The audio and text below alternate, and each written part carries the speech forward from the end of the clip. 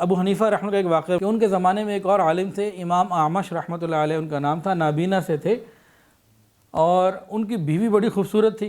بیوی چاہتی تھی کہ کسی طرح جو ہے نا میں جان چھوڑاؤں اپنے اس شوہر سے، شکل اتنی اچھی نہیں ہے اور وہ خوبصورت تھی، وہ یہ چاہتے تھے کہ یہ میرے نکاح میں رہیں۔ تو اس طرح کا آپس میں ان کا معاملہ جو ہے نا کو بہت اچھا نہیں تھا، یہ رکھنا چاہتے تھے، وہ رہنا نہیں چاہتی تھی۔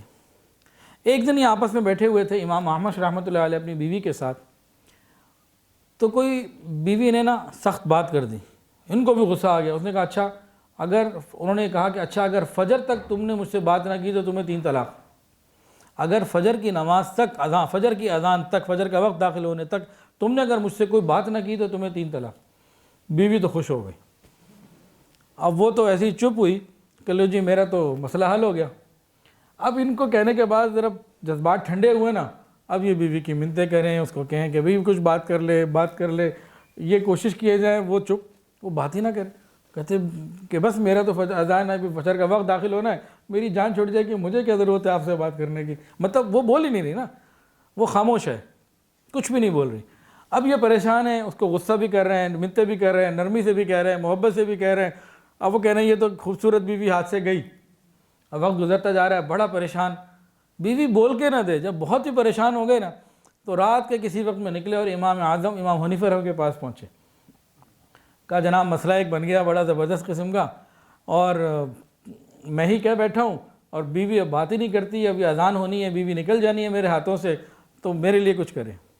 امام صاحب نے فرمایا کہ آپ اطمینان رکھیں، گھر جائیں، آپ کی بیوی کو کچھ نہیں ہوتا، آپ کی کا نکاح نہیں ٹوٹے گا، طلاق نہیں ہوگی، آپ جائیں آرام سے۔ کہتے ہیں کہ وہ واپس تو آ گئے لیکن پریشان تھے، اور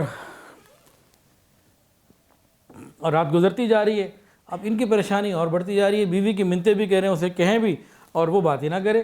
ادھر کہہ رہے ہیں کہ امام صاحب کو میں نے کہا ہوا ہے لیکن ابھی تک کچھ سمجھ میں نہیں آ رہا کیا کریں، کہیں جا بھی نہیں سکتے، گھر کی بات ہے کس کو جا کے بتائیں، ایک جگہ چلے گئے۔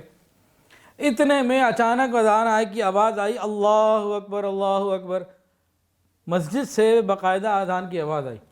بیوی تو خوش ہو گئی، اور خوش ہوتے ہی اس نے بات چیت شروع کر دی، کہنے لگی اب میری جان تیرے سے چھٹ گئی، اب میری تیری باتیں ختم، اور مجھے تو 3 طلاق ہو گئی، اب میں جا رہی ہوں تیرے گھر سے۔